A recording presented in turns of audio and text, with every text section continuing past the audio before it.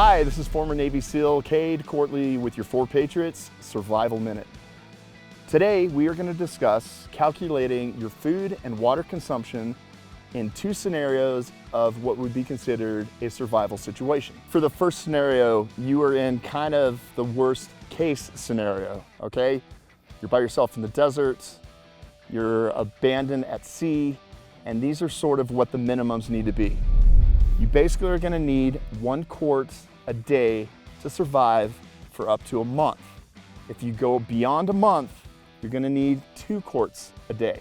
All right, let's talk about food. You're gonna need a very minimum of 1,200 calories a day. So a couple examples.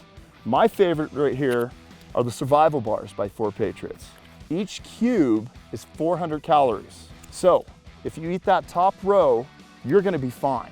Okay folks, and then scenario number 2 is really more of preparing for a scenario where the grid has gone down, there's no power, maybe it's wintertime, it's cold outside, but you have the shelter of your home. And for that preparation on scenario number 2, 1 gallon per person per day.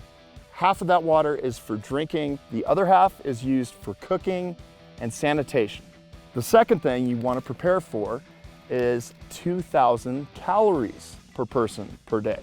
And then there's the other option, which is a great one, which is the 72-hour survival kits for 4Patriots. So that is your 4Patriots Survival Minute on calculating for water and food consumption in 2 scenarios. This is Cade Courtley with your 4Patriots Survival Minute.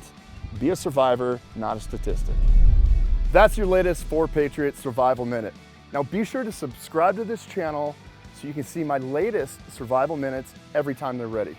And please like this video and share these tips with people you care about.